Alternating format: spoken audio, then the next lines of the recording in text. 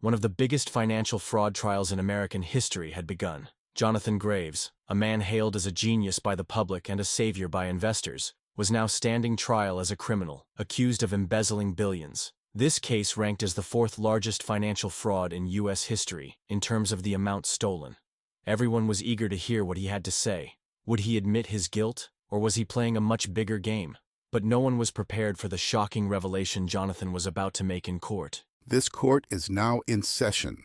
Defendant Jonathan Graves, do you understand the charges against you? What do you have to say for yourself? Of course, Your Honor, but there's been a misunderstanding. A misunderstanding? Mr. Graves, you are accused of orchestrating one of the largest investment frauds in this country's history. Thousands of people have lost everything, and now you claim innocence?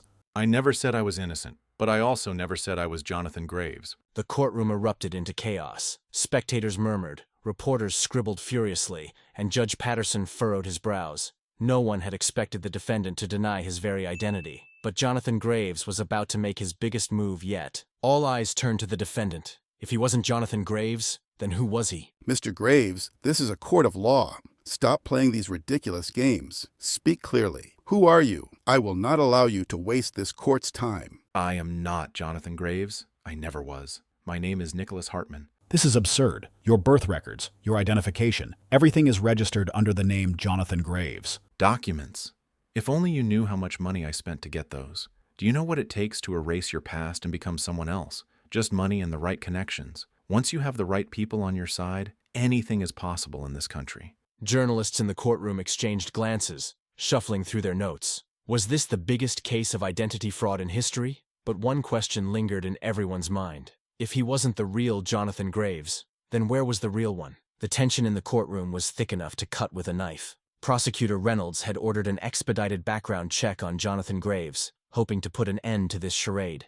But what they discovered was something that would go down in legal history. The man known as Jonathan Graves had no verifiable past. No childhood photos, no high school diploma, no legal documentation proving his existence. On paper, Jonathan Graves had never existed. The courtroom erupted into whispers. Reporters scrambled to take notes. Was it possible for a person to emerge from thin air? Yet, the faint smirk on Jonathan's face suggested that his game was far from over. This is impossible. No one can simply appear out of nowhere. There has to be a mistake. You're mistaken, Mr. Reynolds. With the right connections, anything is possible. You're just looking in the wrong places. This is a court of law, not a magic show, Mr. Graves. If you know who you truly are, prove it right now. The entire courtroom fell silent, holding their breath. Jonathan turned to his attorney, nodding once. Without hesitation, his lawyer placed a laptop on the desk and projected it onto the large courtroom screen. A secured, encrypted video call interface appeared. All eyes fixated on the screen. Who was about to appear? A move like this had never been seen before in a courtroom, but Jonathan's unwavering confidence suggested he had planned this moment meticulously. A robotic voice echoed from the speakers. Connecting! And then, the video feed flickered to life. A man's face appeared, his features gaunt, his beard unkempt, and his eyes filled with fear. The entire courtroom held its collective breath. Then, the voice trembled through the speakers. I am the real Jonathan Graves. Chaos erupted. Cameras flashed, reporters gasped, and spectators shouted in disbelief. Were there two Jonathan Graves? Prosecutor Reynolds' face went pale. Was this the final twist in one of the most intricate fraud cases in modern history? How is this possible? Mr. Graves, who are you, and where are you calling from? I've been on the run for 10 years because my identity was stolen from me. A heavy silence fell over the courtroom. This man was claiming that the defendant standing trial had stolen his entire life. Prosecutor Reynolds struggled to regain his composure. If this was true, then who was the man in the defendant's chair? This is nonsense. If this man is the real Jonathan Graves, then who are you? Now, isn't that an interesting question, Mr. Reynolds? Answer the question directly, Mr. Graves. All eyes turned to Jonathan. Jonathan closed his eyes for a brief moment, inhaled deeply, and then dropped the bombshell. I am not Jonathan Graves. What? And in fact, I never was. The courtroom erupted. Reporters typed furiously, cameras flashing in rapid succession. The defendant wasn't just accused of fraud, he was now denying his entire identity. Prosecutor Reynolds gripped his pen so tightly it nearly snapped. Judge Patterson slammed his gavel repeatedly, trying to restore order. Jonathan, as if he had been waiting for this moment his entire life, simply sat there with a faint smile on his lips. Enough! Restore order in this courtroom. Mr. Graves, who do you claim to be? My real name is Nicholas Hartman. A collective gasp rippled through the courtroom. The defendant was not just a con artist, he was a phantom. Now, only one question remained. Who was Nicholas Hartman? And more importantly, what really happened to the real Jonathan Graves? Prosecutor Reynolds slammed his fist on the table, his voice shaking with fury. This is absurd. You are making a mockery of this court. Mr. Graves, or whoever you are, stop playing games with me. But Jonathan didn't even blink. His gaze remained cold and unwavering. Do you really think I would go this far, standing before the entire nation, making such an accusation without proof, Mr. Reynolds? All eyes in the courtroom turned toward Reynolds. Judge Patterson leaned back in his chair, carefully observing Jonathan. Mr. Graves, you are making serious allegations in this courtroom.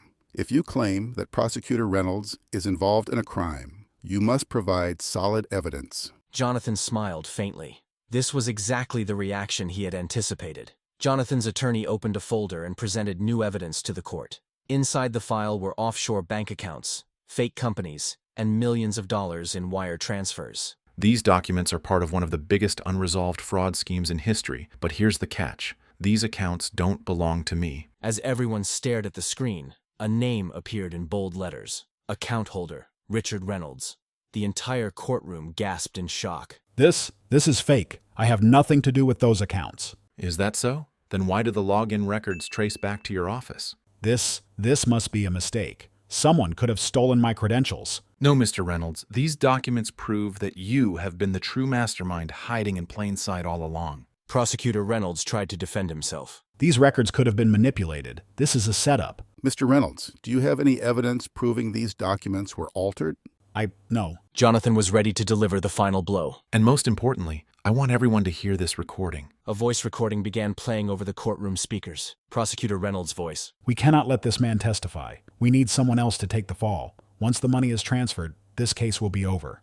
Date, 3 weeks ago. The courtroom froze in stunned silence. This is fake. I never said that. Oh, really? Because this recording was taken from the phone line in your office. At that moment, the courtroom doors swung open. 2 uniformed officers entered. Prosecutor Reynolds' face collapsed in horror. Mr. Reynolds, you are hereby placed under arrest for fraud and obstruction of justice. Reynolds froze in place. For years, he had been the one sending criminals to prison. Now, he was the accused. You can't do this to me. I'm a prosecutor. Not anymore. And I'd say this is the fairest trial of your life. As Prosecutor Reynolds was handcuffed and escorted out, the entire courtroom sat in stunned silence. Jonathan turned his gaze toward Judge Patterson, unfazed by the chaos around him. This court finds Jonathan Graves not guilty on all charges. The courtroom erupted into applause. Jonathan Graves, or rather Nicholas Hartman, had executed the perfect strategy to expose the real criminal. But one lingering question remained. Was this man truly innocent? Or was he merely slipping into another identity, ready to disappear again? And more importantly, was his real plan just beginning?